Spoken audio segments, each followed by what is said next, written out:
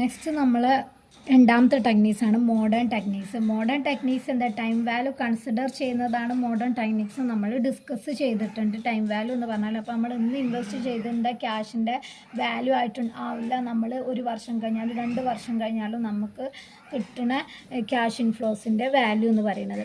അപ്പോൾ ഒരിക്കലും നമ്മൾ ഇന്നത്തെ വാല്യൂ ആവില്ല നെക്സ്റ്റ് വർഷങ്ങളും നെക്സ്റ്റ് ഇയേഴ്സിലൊന്നും. അപ്പോൾ അന്നത്തെ നെക്സ്റ്റ് വർഷത്തെ പ്രസൻറ്റ് വാല്യൂ കൺസിഡർ ചെയ്തിട്ട് നമ്മൾ എന്ത് ചെയ്യുക, ഈ മെത്തേഡിൽ കാണുന്നതാണ് മോഡേൺ ക്യാഷ് ഫ്ലോ ടെക്നിക്സ് എന്ന് പറയുന്നത്. അതിൽ നമുക്ക് 5 മെത്തേഡുകളാണ് പഠിക്കാനുള്ളത്. അതിൽ ഫസ്റ്റ് വണ്ണാണ് ഡിസ്കൗണ്ടഡ് പേ ബാക്ക് പീരീഡ് മെത്തേഡും, രണ്ടാമത്തത് നെറ്റ് പ്രസൻറ്റ് വാല്യൂ NPV മെത്തേഡും, മൂന്നാമത്തത് പ്രോഫിറ്റബിലിറ്റി ഇൻഡെക്സ് മെത്തേഡും, 4 ഇൻറ്റേർണൽ റേറ്റ് ഓഫ് റിട്ടേൺ, അഞ്ചാമത്തത് 5 modified internal rate of return. അങ്ങനെ ഈ 5 മെത്തേഡാണ് പഠിക്കാനുള്ളത്. ഇമ്പോർട്ടൻ്റ് ആണ്.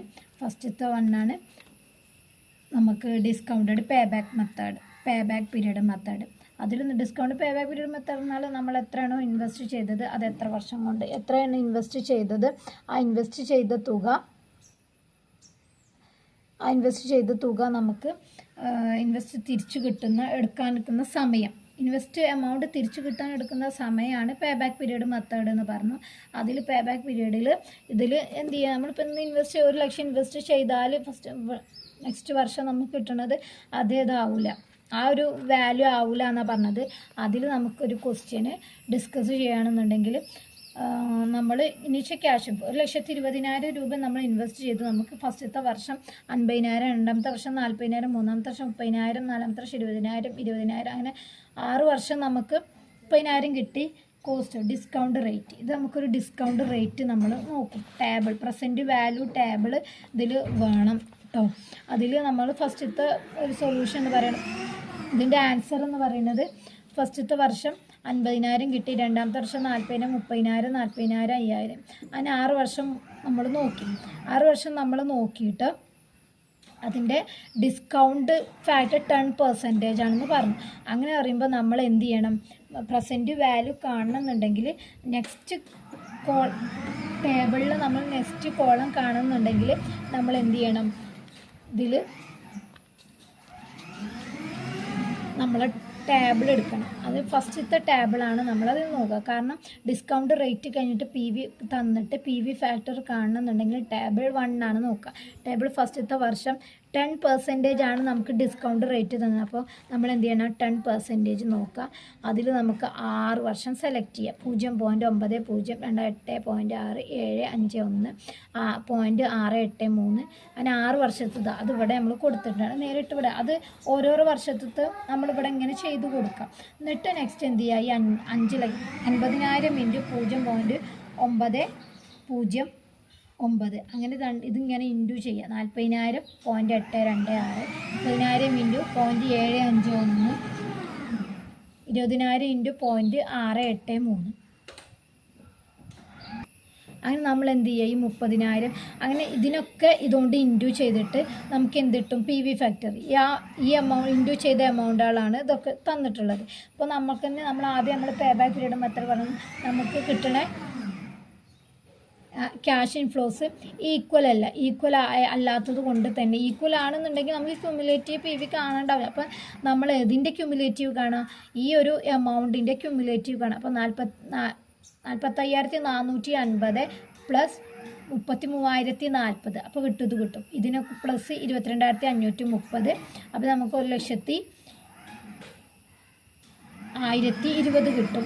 നെക്സ്റ്റ് 1,10,20നെ 13,660 കൊണ്ട് പ്ലസ് ചെയ്യുക, അപ്പോൾ 1,10,000. അങ്ങനെ ഇങ്ങനെ ക്യുമുലേറ്റീവ് ആയതിനെ ഇങ്ങനെ കൂട്ടി വരുമ്പോൾ 1,44,020 രൂപ നമുക്ക് എന്ത് കിട്ടും, ഇത് കിട്ടും. പേ ബാക്ക് പീരീഡ് മെത്തേഡ് നമുക്ക് കാണുന്നുണ്ടെങ്കിൽ ഇപ്പോൾ നമ്മൾ 1,20,000 ആണ് എടുത്തത്. 1,20,000 ഇതിങ്ങോട്ട് 5-ാമത്തെ വർഷത്തെ 1,27,000 രൂപ പോകുന്നുണ്ട്. അപ്പോൾ നമുക്ക് അതിൻ്റെ തൊട്ട് മുകളിലത്തെ എമൗണ്ട് എടുക്കണം. 1,14,680 രൂപയാണ് എന്ത് നമുക്ക്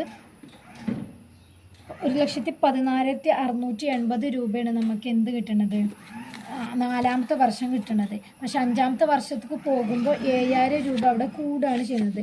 അതിന് വരുമ്പോൾ നമ്മൾ എന്ത് ചെയ്യും, അതൊരിക്കലും 5ാമത്തെ വർഷം എടുക്കൂല, നമ്മളവിടെ പേ ബാക്ക് പീരീഡ് മെത്തേഡ് തന്നെ കാണും. അപ്പോൾ 1,14,680 രൂപ എടുക്കുമ്പോൾ നമുക്ക് 1,20,000 ആവണം എന്നുണ്ടെങ്കിൽ നമ്മളെ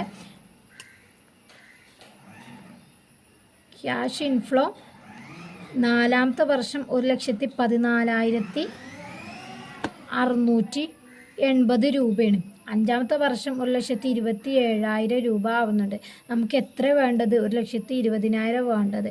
അപ്പോൾ 1,00,000 ഈ 5ാമത്തെ വർഷം നമ്മൾ നോക്കൂല. അപ്പോൾ 1,20,000 എന്ന് പറയുന്നത്, അപ്പോൾ 4 വർഷം നമ്മൾ എന്തായാലും കൺസിഡർ ചെയ്യും. ഇപ്പോൾ 1,20,000 ആവണമെന്നുണ്ടെങ്കിൽ 1,14,000 മൈനസ് 1,20,000 1,14,000 മൈനസ് ചെയ്താൽ നമുക്ക് എത്ര കിട്ടും. അപ്പോൾ നമുക്കിവിടെ എത്ര, 1,20,000 ആവണമെന്നുണ്ടെങ്കിൽ 5,320 രൂപ വെട്ടണം. 5,320 രൂപ. ഈ 5,320 രൂപ നമ്മൾ എവിടെ നിന്നാണ് എടുക്കുക, 5ാമത്തെ വർഷത്തെ ക്യാഷ് ഇൻഫ്ലോ ആയ എതെന്ന് എടുക്കുക, ഈ 20,000 രൂപ നിന്നാണ് നമ്മൾ എന്തെടുക്കുക എടുക്കുക. അപ്പോൾ നമ്മൾ 5,320 ഡിവൈഡഡ് ബൈ 20,000 അങ്ങനെ ചെയ്യുമ്പോൾ നമ്മളെ എമൗണ്ട് എത്ര, അങ്ങനെ ചെയ്യുമ്പോൾ നമുക്ക് കിട്ടണ എമൗണ്ട് എന്ന് പറയുന്നത് 12,420. സോറി കേട്ടോ, അങ്ങനെയല്ല, നമുക്ക് കിട്ടണ ഈ 5,320 ഈ അത് ക്യാഷ് ഇൻഫ്ലോ. ഈ ക്യാഷ് ഇൻഫ്ലോസ് എന്നല്ല, ക്യാഷ് ഇൻഫ്ലോ നമ്മൾ പ്രസൻറ്റ് വാല്യൂയിലേക്ക് കൺസിഡർ ചെയ്തിട്ടുണ്ട്.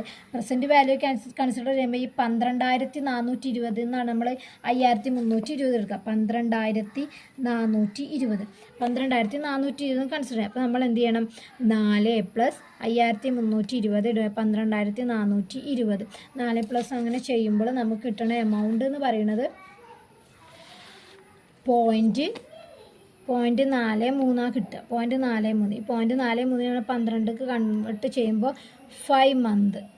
അപ്പോൾ 4 വർഷം 5 മാസം കൊണ്ട് നമുക്ക് എത്ര ചെയ്യുക, ഈ 1,20,000 രൂപ നമുക്ക് റിട്ടേൺ ആയിട്ട് കിട്ടുമെന്ന് പറയുന്നുണ്ട് കേട്ടോ.